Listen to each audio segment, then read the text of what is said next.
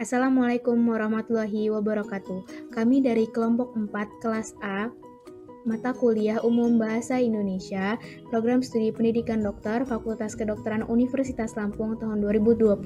Di video ini akan mempresentasikan tentang tanda baca sesuai dengan PUEBI.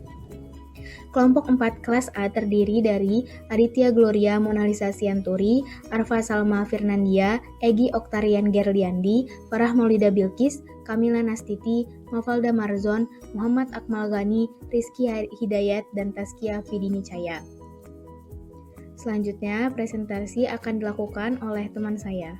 Assalamualaikum warahmatullahi wabarakatuh.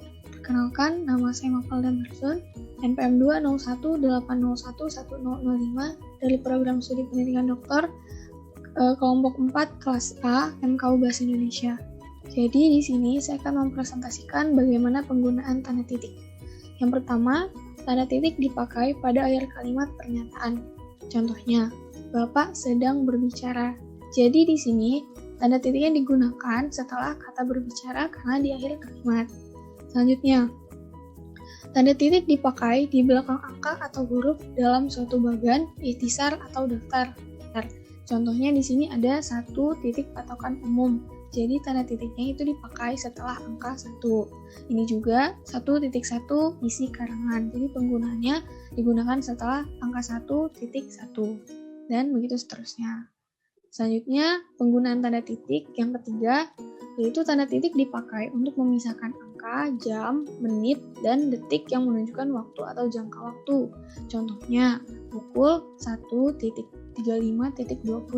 Jadi di sini titiknya digunakan untuk memisahkan jam, yaitu pukul 1, memisahkan antara jam dan menit, yaitu menit ke-35, dan memisahkan menit dengan detik, yaitu menit ke-35, detik ke-20.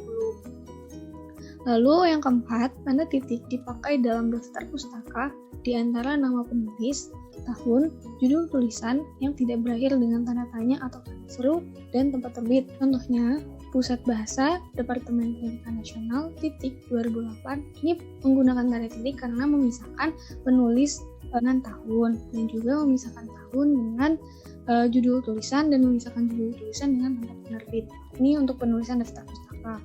Kemudian, penggunaan tanda titik yang kelima yaitu tanda titik dipakai untuk memisahkan bilangan ribuan atau kelipatannya yang menunjukkan jumlah. Jadi contohnya, Indonesia memiliki lebih dari 13.000 pulau. Jadi di sini dia menggunakan titik karena 13.000 ini menunjukkan jumlah. Baiklah, sekian dari saya. Kurang lebihnya saya mohon maaf. Wassalamualaikum warahmatullahi wabarakatuh. Assalamualaikum warahmatullahi wabarakatuh. Perkenalkan, nama saya Rizky Hidayat dengan NPM 20180110099 dari kelompok 4 kelas A Bahasa Indonesia akan menjelaskan tentang larangan menggunakan titik. Apabila yang pertama adalah tanda titik tidak dipakai pada angka atau huruf yang sudah bertanda kurung dalam suatu perincian. Contohnya, bahasa Indonesia berkedudukan sebagai. Nah, kata sebagai ini menandakan akan ada perincian setelahnya. 1. Bahasa nasional yang berfungsi. Nah, karena 1 ini didahului oleh tanda kurung, maka tidak diperbolehkan untuk memakai tanda titik. Selanjutnya, tanda titik tidak dipakai pada akhir penomoran digital yang lebih dari 1 angka. Contoh, angka 3 Romawi, titik A, titik 2, titik B. Karena lebih dari 3 angka, karena lebih dari 1 angka, maka setelah B tidak ada titik. Selanjutnya, tanda titik tidak dipakai di belakang angka atau angka terakhir dalam penomoran deret digital yang lebih dari 1 angka dalam judul tabel, bagan, grafik, atau gambar. Nah, contoh, tabel 1 kondisi kebahasaan di Indonesia, tabel 1.1 kondisi bahasa daerah di Indonesia. Nah, karena ini menunjukkan 1 dan 1.1 ini menunjukkan kalau tabelnya itu ada perincian selanjutnya, ada bahasa daerah juga, maka tidak ada titik. Ini tidak ada titik dan ini pun tidak ada titik setelahnya. Nah, selanjutnya, tanda titik tidak dipakai untuk memisahkan bilangan ribuan atau kelipatannya yang tidak menunjukkan jumlah. Contohnya, dia lahir pada tahun 1977 di Bandung. Nah, karena 1977 ini bukan menunjukkan banyaknya tahun, namun menunjukkan pada tahun keberapa, jadi tidak ada titik seperti 1.977. Nah, seperti itu. Selanjutnya, nomor 5. Tanda titik tidak dipakai pada akhir judul yang merupakan kepala karangan, ilustrasi atau tabel. Contohnya, bentuk dan kedaulatan bab 1 UUD 1945. Karena ini merupakan kepala karangan, maka dia tidak diberikan tanda titik pada akhirnya. Lalu yang terakhir, tanda titik tidak dipakai di belakang alamat penerima dan pengirim surat serta tanggal surat. Contoh, misalnya kita ingin mengirim surat kepada seseorang, maka dalam menuliskan alamatnya kita tidak perlu menggunakan titik di akhirnya. Contoh seperti ini, yang terhormat kepada siapa, lalu tidak ada titik, lalu alamatnya tidak ada titik, kota tidak ada titik, dan yang terakhir kode pos pun tidak ada titik. Mungkin itu saja dari saya, kurang lebihnya mohon maaf. Wassalamualaikum warahmatullahi wabarakatuh. Bismillahirrahmanirrahim.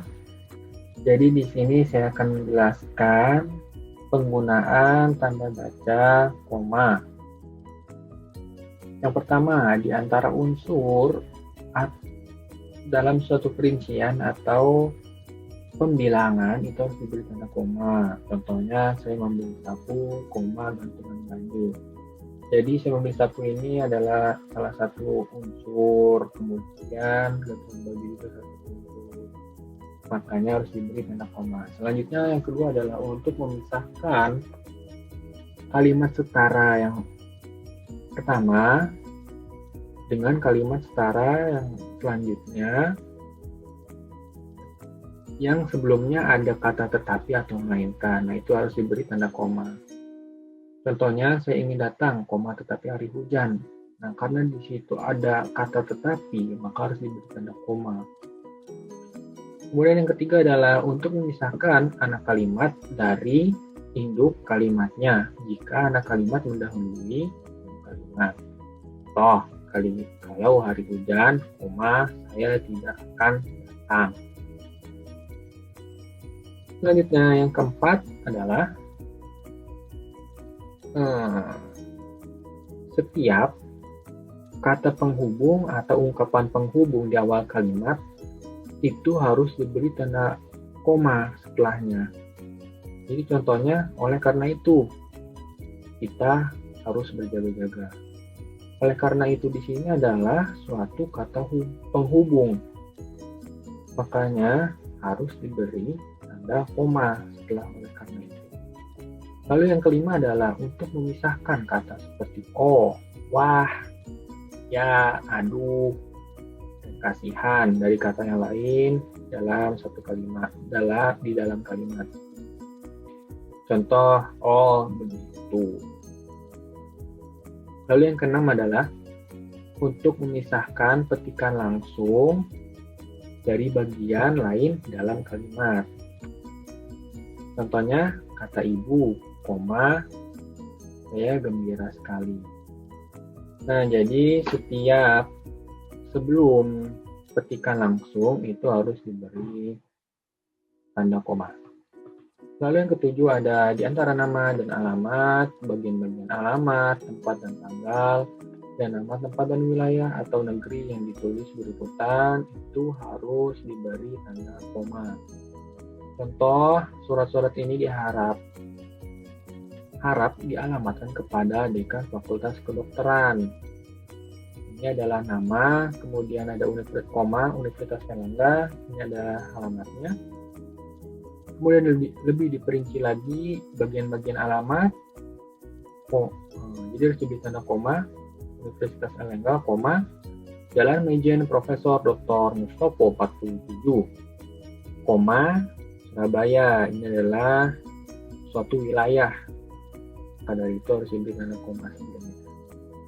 Lalu yang kedelapan adalah untuk menceraikan bagian nama yang dibalik susunannya dalam daftar pustaka.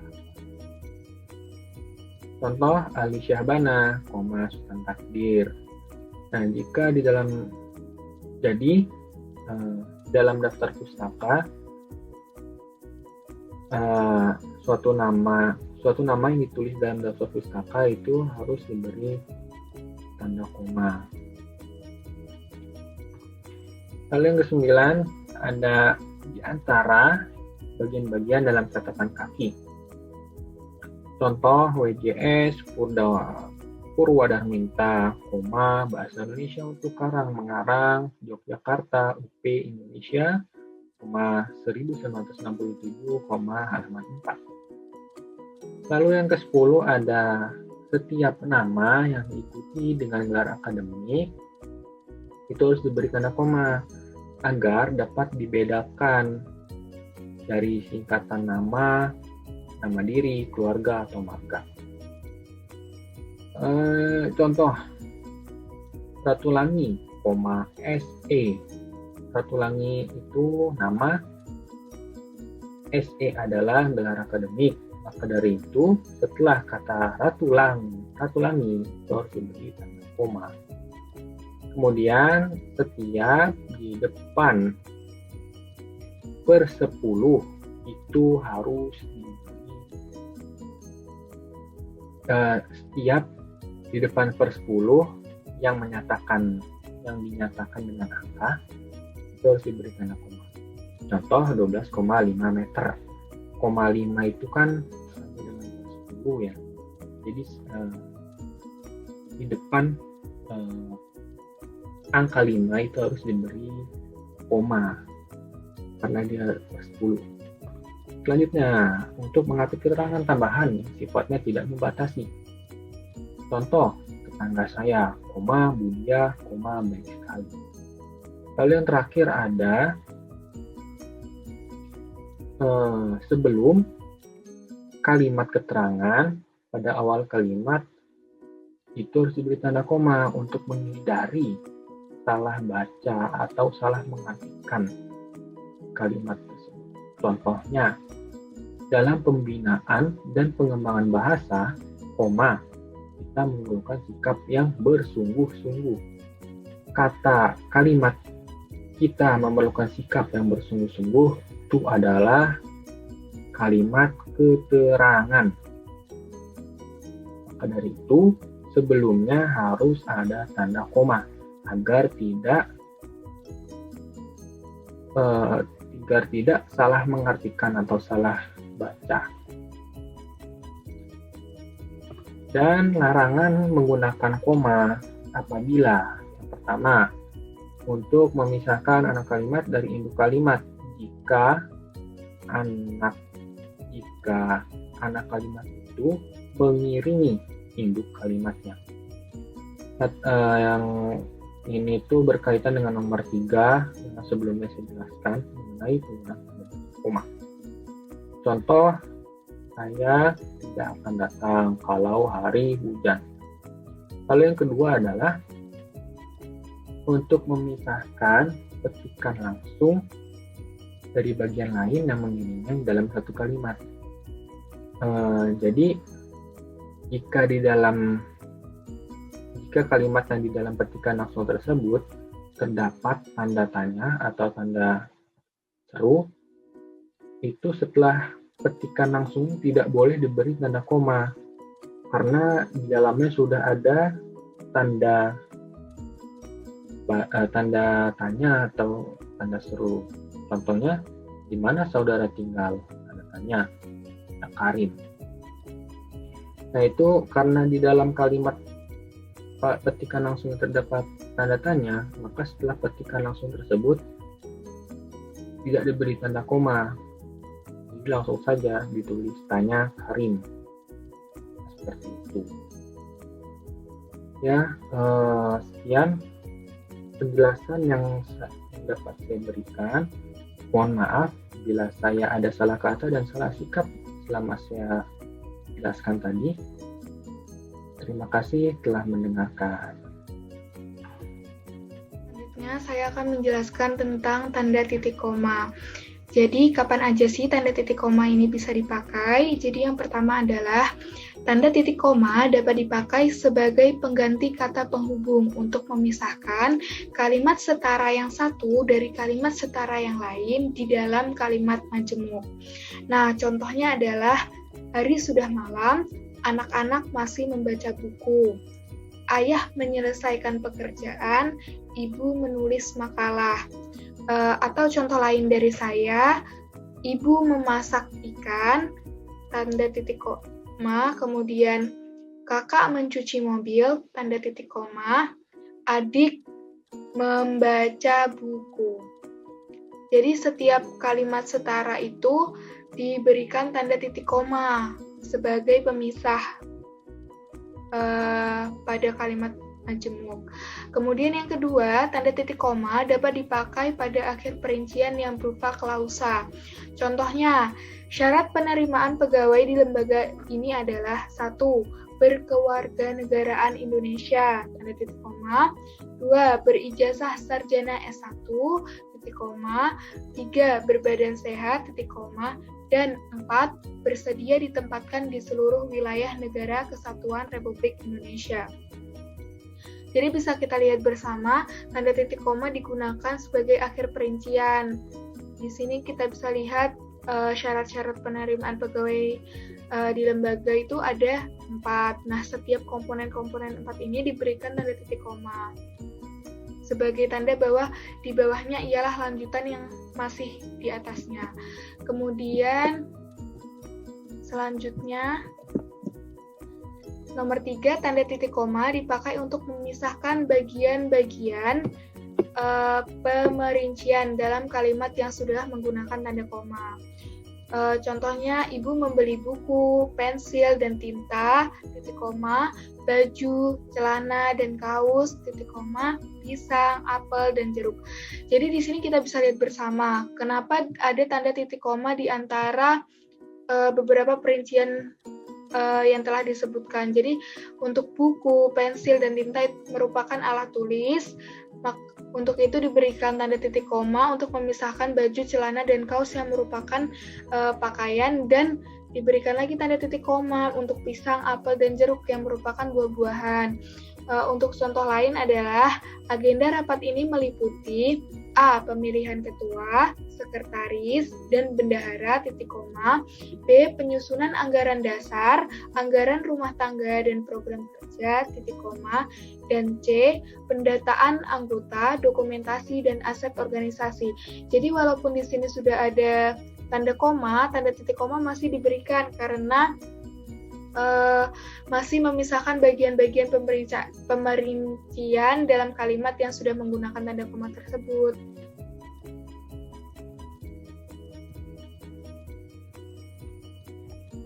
Baiklah, tanda baca yang selanjutnya nomor 4 yaitu tanda titik 2. Tanda titik 2 memiliki 5 penggunaan penulisan. Yang pertama yaitu dipakai pada akhir suatu pernyataan lengkap yang diikuti pemerincian atau penjelasan. Contohnya, mereka memerlukan perabot rumah tangga, titik 2, kursi, meja, dan lemari. Contoh yang kedua, hanya ada 2 pilihan bagi para pejuang kemerdekaan, titik 2, hidup atau mati. Kemudian contoh tambahan dari saya yaitu ibu pergi ke pasar membeli sayur, titik 2, bayam, kangkung, dan sawi. Jadi, kata-kata yang terdapat setelah tanda titik 2 ini merupakan pemerincian dari perabot rumah tangga yang diperlukan. Hidup atau mati ini juga merupakan penjelasan dari 2 pilihan ini. Kemudian yang kedua yaitu dipakai jika perincian atau penjelasan itu merupakan pelengkap yang mengakhiri pernyataan, maka tanda titik itu tidak perlu digunakan. Contohnya di sini kita memerlukan kursi, meja, dan lemari. Nah, pada kalimat ini tidak terdapat ungkapan yang membutuhkan penjelasan seperti perabot rumah tangga. Di sini langsung dijelaskan kita memerlukan kursi, meja, dan lemari, jadi tidak dibutuhkan titik 2. Kemudian contoh selanjutnya ini, tahap penelitian yang harus dilakukan meliputi titik 2, A. Persiapan, B. Pengumpulan data, C. Pengolahan data, dan D. Pelaporan. Jadi titik 2 di sini itu juga untuk memerinci tahap penelitian yang harus dilakukan tersebut. Kemudian contoh tambahan dari saya, misalnya hal-hal yang perlu diperhatikan dalam pembelajaran online adalah titik 2, A. Perangkat, B. Kuota atau wifi, dan C. Koneksi atau jaringan. Selanjutnya, tanda titik 2 dipakai sesudah kata atau ungkapan yang memerlukan pemberian. Di sini contohnya Ketua (2) Ahmad Wijaya, Sekretaris (2) Siti Aryani, Bendahara (2) Aulia Arimbi, Narasumber (2) Profesor Dr. Rahmat Effendi, Pemandu (2) Abdul Goni, dan pencatat (2) Sri Astuti Amelia. Kemudian yang keempat, tanda titik 2 dipakai dalam naskah drama sesudah kata yang menunjukkan pelaku dalam percakapan. Contohnya di sini Ibu (2) tanda petik bawa koper ini nak, tanda petik. Jadi kata sebelum tanda titik 2 ini merupakan pelaku atau orang yang berbicara, dan kalimat atau ungkapan setelah tanda titik 2 merupakan kalimat yang dibicarakan oleh pelaku ini tersebut. Dan yang terakhir atau yang kelima yaitu tanda titik 2 dipakai di antara A, jilid atau nomor dan halaman. Bisa kita lihat contohnya di sini. Tanda titik 2 terletak di sini yang berarti nomor 8 atau 2008 ini merupakan jilid atau nomor, dan angka 8 ini merupakan halaman. Selanjutnya di antara surat dan ayat dalam kitab suci. Bisa kita lihat di sini contohnya dalam kitab suci Al-Qur'an terdapat surat Al-Baqarah (2)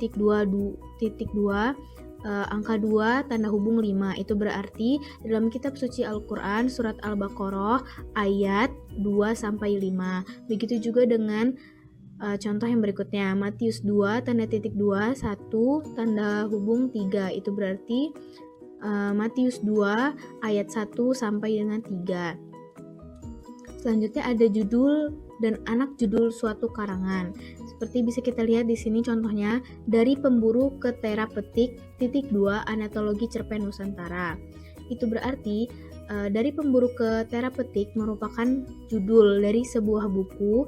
Kemudian di dalam buku tersebut terdapat terdiri dari berbagai bab atau subbab. Nah, antologi cerpen Nusantara ini merupakan salah satu subbab dari buku tersebut. Dan yang terakhir, nama kota dan penerbit dalam daftar pustaka. Contohnya di sini buku dengan judul Pedoman Umum Pembentukan Istilah Jakarta (2) Pusat Bahasa. Berarti buku Pedoman Umum Pembentukan Istilah ini diterbitkan oleh Pusat Bahasa di Kota Jakarta. Kemudian contoh tambahan dari saya itu juga bisa digunakan di judul karya ilmiah, seperti contohnya Studi Kasus (2) Kematangan Sosial pada Siswa Homeschooling. Ya, perkenalkan, nama saya Aditya Gloria Monalisa Sianturi, NPM 15180111021 dari kelompok 4 kelas A pada mata kuliah MKU Pendidikan Bahasa Indonesia. Pada saat ini saya akan menjelaskan tentang pemakaian tanda hubung. Poin yang pertama, tanda hubung menyambung suku-suku kata dasar yang terpisah oleh pergantian baris. Misalnya pada kalimat ini. Di samping cara-cara lama, itu juga cara yang baru. Jadi, antara suku kata ju dengan suku kata ga dapat digunakan tanda hubung apabila suku kata ju sudah terdapat pada akhir baris. Selanjutnya, pada poin yang kedua, tanda hubung menyambung awalan dengan bagian kata di belakangnya atau akhiran dengan bagian kata di depannya pada pergantian baris. Misalnya, pada kini ada acara baru untuk mengukur panas. Jadi, bila kata meng sudah ada di akhir baris, dapat digunakan tanda hubung antara meng dengan ukur. Poin yang kedua ini hampir sama dengan poin yang pertama, tetapi pada poin yang kedua menyambung awalan dengan bagian kata di belakangnya atau akhirnya dengan bagian kata di depannya, sedangkan pada poin yang pertama itu menyambung suku-suku kata dasar. Poin yang ketiga, tanda hubung menyambung huruf kata yang dieja satu-satu dan bagian-bagian tanggal, misalnya anak-anak, berulang-ulang, dan kemerah-merahan. Poin yang keempat, tanda hubung menyambung huruf kata yang dieja satu-satu dan bagian-bagian tanggal, misalnya pada kata panitia, P, terus tanda hubung A, terus tanda hubung N, dan selanjutnya, terus bisa juga pada bagian-bagian tanggal, misalnya tanggal 8, baru tanda hubung, bulan 4, baru tanda hubung, tahun 1973. Poin yang kelima, tanda hubung dipakai untuk merangkai se dengan kata berikutnya yang dimulai dengan huruf kapital, misalnya se-Indonesia, se tanda hubung, terus i-nya itu huruf kapital. bisa juga se-Jawa Barat, dan lain-lain. Terus poin yang terakhir adalah tanda hubung dipakai untuk merangkaikan unsur bahasa Indonesia dengan unsur bahasa asing. Misalnya di smash dan atau pentekelan. Kata smash itu di huruf italik karena itu bahasa asing atau ungkapan bahasa asing, jadi di italik atau huruf miring. Selanjutnya antara kata di dengan kata smash itu digunakan tanda hubung. Demikian yang dapat saya sampaikan. Mohon maaf apabila terdapat salah kata. Terima kasih. Assalamualaikum warahmatullahi wabarakatuh. Perkenalkan, nama saya Arfa Salma Friendia dengan NPM 20180111089 dari kelompok 4 kelas A MKU Bahasa Indonesia. Nah, di sini saya akan menjelaskan mengenai penggunaan tanda pisah. Dalam PUEB sendiri, tanda pisah dapat digunakan dengan 3 ketentuan. Yang pertama yaitu untuk membatasi penyisipan kata atau kalimat yang memberi penjelasan di luar bangun kalimat. Contohnya di sini, kemajuan bangsa Indonesia, tanda pisah, kias pendapat, tanda pisah tergantung pada generasi mudanya. Kalimat kita sependapat di sini merupakan kalimat penjelasan yang berada di luar bangun kalimat. Nah, untuk menyisipkan kalimat ini, kita memerlukan penggunaan tanda pisah. Dan yang kedua, untuk menegaskan adanya keterangan aposisi atau keterangan yang lain. Keterangan aposisi sendiri di sini penjelasannya adalah keterangan tambahan yang digunakan untuk memperjelas suatu kalimat yang apabila dihilangkan tidak akan mengubah makna kalimat tersebut. Contohnya di sini, Rania tanda pisah, siswa baru kelas 10 tanda pisah dinobatkan sebagai siswa berprestasi 2020. Nah, siswa baru kelas 10 di sini merupakan kalimat tambahan yang merupakan keterangan aposisi yang apabila dihilangkan tidak bermasalah. Jadi kita bisa baca, Rania yang merupakan siswa baru kelas 10 dinobatkan sebagai siswa berprestasi 2020. Namun apabila dihilangkan juga tidak akan mengubah makna kalimat bahwa Rania merupakan siswa berprestasi yang dinobatkan pada tahun 2020. Nah, yang terakhir digunakan antara dua bilangan tanggal atau tempat yang berarti sama dengan atau sampai ke. Contohnya, untuk penggunaan tempat, ada di sini Lampung sampai dengan Surabaya. Tanda pisah di situ dibaca sampai dengan. Kemudian untuk tanggal atau tahun 2010 sampai dengan 2020. Tanda pisah di situ dibaca sampai dengan. Demikian presentasi dari saya. Apabila ada kekurangan saya mohon maaf. Wassalamualaikum warahmatullahi wabarakatuh. Assalamualaikum warahmatullahi wabarakatuh. Perkenalkan, nama saya Egi Oktarian Geryandi dengan NPM 2018011007. Pada pembahasan kali ini, saya akan membahas mengenai penggunaan tanda tanya. Secara umum, tanda tanya merupakan tanda baca yang digunakan di akhir kalimat tanya atau kalimat interrogatif.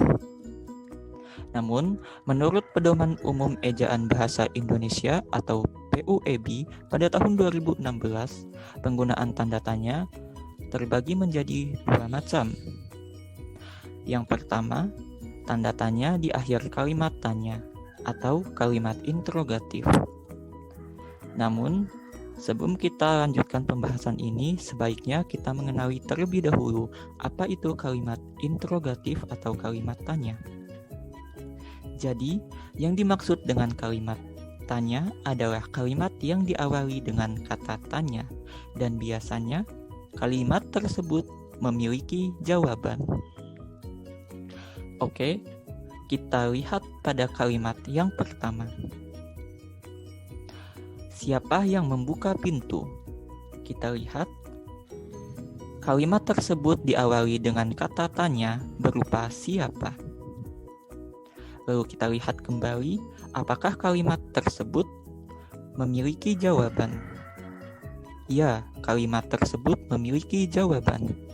Sehingga kalimat tersebut merupakan kalimat tanya atau kalimat interrogatif dan wajib kita bubuhi tanda tanya di akhir kalimatnya.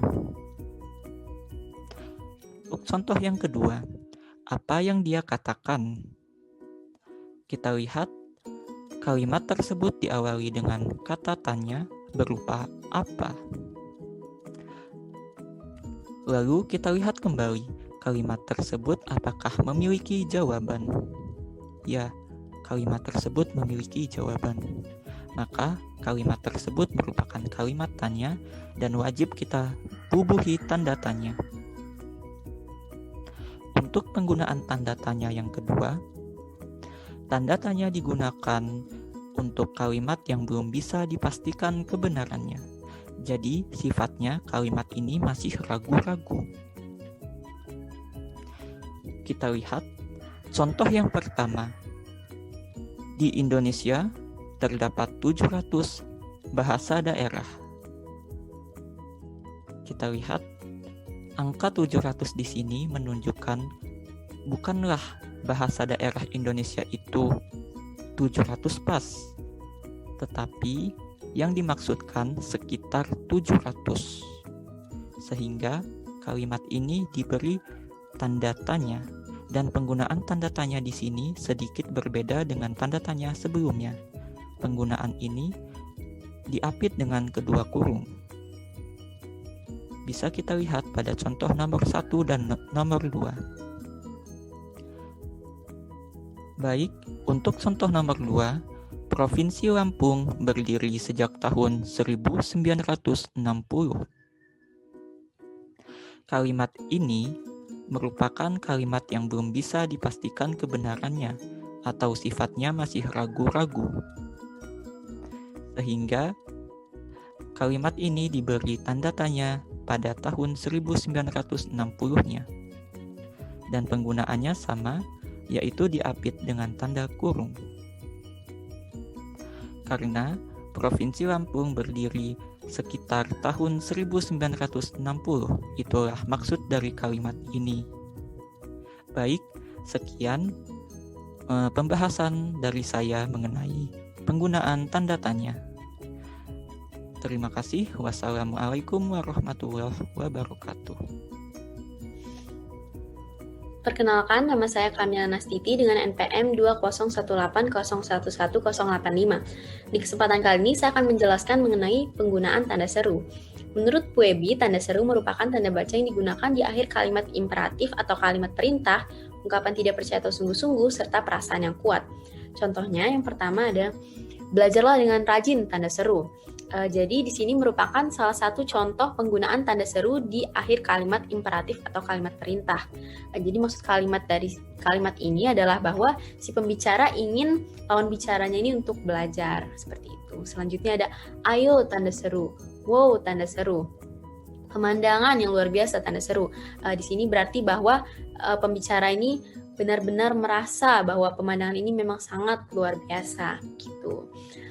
Dalam cara membaca kalimat yang diakhiri oleh tanda seru ini sendiri, biasanya di akhir kalimat itu ditekankan atau agak meninggi suaranya seperti ayo, wow, seperti itu. Sekian, terima kasih. Dan yang terakhir merupakan daftar pustaka atau referensi yang kami gunakan dalam pembuatan makalah dan presentasi ini. Baiklah, demikian presentasi dari kami. Semoga apa yang kami sampaikan dapat bermanfaat. Terima kasih. Wassalamualaikum warahmatullahi wabarakatuh.